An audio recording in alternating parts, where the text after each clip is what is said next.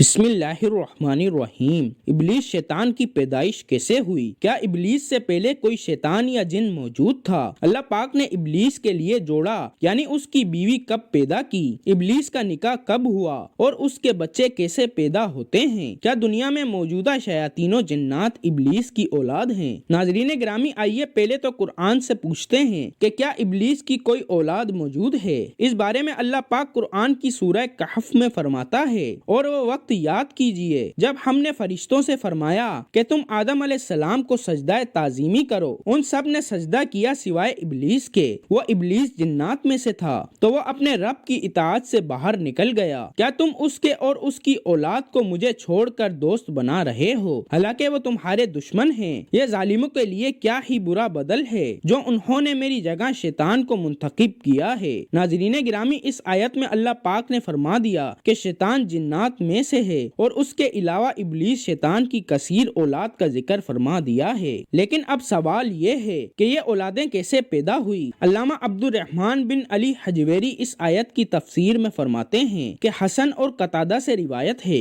کہ اس آیت میں شیطان کی ذریت سے مراد شیطان کی اولاد ہے، اور یہ شیطان کی اولاد ایسے ہوتی ہے جیسے کہ بنو آدم کی۔ رحمت الہی سے ملعون ہونے سے پہلے شیطان کا نام عزازیل تھا۔ آدم کو سجدہ نہ کرنے اور حکم الہی کی خلاف ورزی کی پاداش میں اس کا نام ابلیس تجویز کر دیا گیا۔ شیطان بھی اسی ابلیس کو کہتے ہیں۔ اللہ تعالیٰ نے آگ کے شعلوں سے ایک جن کو پیدا کیا تھا، اس کے بعد اس کے لیے ایک بیوی پیدا کی، اسی جوڑے سے تمام جنات کی نسل دنیا میں پھیلی۔ نزحتہ المجالس میں حدیث میں ہے کہ جب اللہ نے ابلیس کی نسل اور اس کی زوجہ پیدا کرنا چاہی تو شیطان پر غصے کا القاء کیا۔ غصے کی وجہ سے آگ کی ایک چنگاری پیدا کی، اس چنگاری سے حق تعالیٰ نے ابلیس کی بیوی پیدا کر دی۔ مجاہد رحمت اللہ کہتے ہیں کہ ابلیس سے نسل پیدا ہونے کی کیفیت یہ ہے کہ اس نے اپنی شرمگاہ کو اپنی ہی شرمگاہ میں داخل کیا تو 5 انڈے دیے۔ ان کا کہنا ہے کہ اصل ذریعت یہ ہے۔ حیات الحیوان میں شیطان کی افزائش نسل کے بارے میں روایت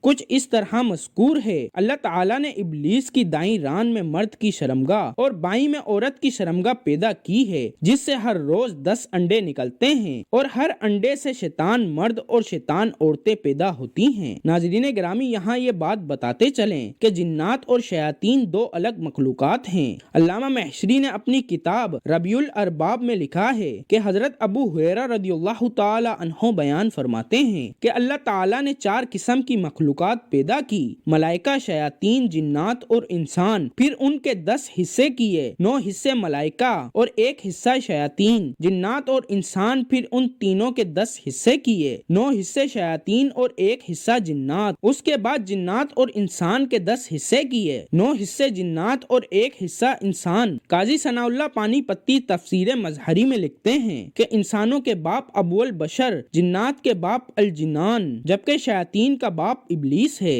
جنات میں کچھ مسلمان ہیں، کچھ کافر، مرتے بھی ہیں، پیدا بھی ہوتے ہیں، اور شیاطین میں سے کوئی بھی مسلم نہیں، نہ کسی کو موت آتی ہے۔ جب قیامت سے 40 سال پہلے ابلیس مرے گا تو اسی کے ساتھ سب مریں گے۔ حضرت مجاہد نے شیطان کی بیوی کا نام ترتبہ لکھا ہے، اور اس کے علاوہ شیطان کے مشہور بیٹے کے نام اور کام کچھ اس طرح لکھے ہیں: دنبور، جو ہر بازار میں شیطان کا جھنڈا اٹھائے ہوئے ہوتا ہے، عورتوں کو مردوں اور مردوں کو عورتوں کی طرف مائل کرتا ہے، شبر، جو مصائب کا سبب ہے، آور، جو ریاکاری کا باعث ہے، مسوت، جو لوگوں میں جھوٹی باتیں پھیلاتا ہے، داسم، جو اس آدمی کا ساتھی ہے جو گھر میں بغیر سلام کیے داخل ہوتا ہے اور بسم اللہ پڑھے بغیر کھانا کھائے، وہ اس کے ساتھ کھانے میں شریک ہو جاتا ہے۔ الغرض شیاطین روزانہ ایک انسان پر کئی مرتبہ اپنے قابو میں کرنے کے لیے حملے کرتے ہیں، جیسا کہ حضرت ابن مسعود رضی اللہ تعالی عنہ حضور نبی مکرم حضرت محمد صلی اللہ علیہ وآلہ وسلم سے روایت کرتے ہیں کہ نبی پاک صلی اللہ علیہ وآلہ وسلم نے فرمایا: تم میں سے ہر ایک کے ساتھ جنوں اور شیطانوں میں سے اس کا ہم نشیں ہے۔ تو صحابہ نے کہا: اے اللہ کے رسول، کیا آپ کا بھی جنوں میں سے کوئی ہم نشیں ہیں؟ تو انہوں نے فرمایا: اور میں بھی، مگر اللہ نے میری مدد فرمائی ہے اور وہ مسلمان ہو گیا ہے، تو وہ مجھے بھلائی کے علاوہ کسی چیز کا نہیں کہتا۔ ناظرین گرامی، بے شک اللہ پاک نے قرآن پاک کی بہت سی آیات میں شیطان کو انسان کا کھلا دشمن قرار دیا ہے، اور آج کے جدید دور میں تو شیطان کے مکر و فریب کے جال بھی بے حد وسیع ہو گئے ہیں۔ ہیں کہ ان سے بچنا ناممکن ہوتا جا رہا ہے۔ بے شک نجات اسی میں ہے کہ ہم اللہ سے ہی شیطان مردود کی پناہ مانگیں۔ اللہ پاک ہمیں شیطان کے وسوسوں اور چالوں سے محفوظ رکھے اور نبی پاک صلی اللہ علیہ وآلہ وسلم سے بے پناہ محبت عطا فرمائے، آمین۔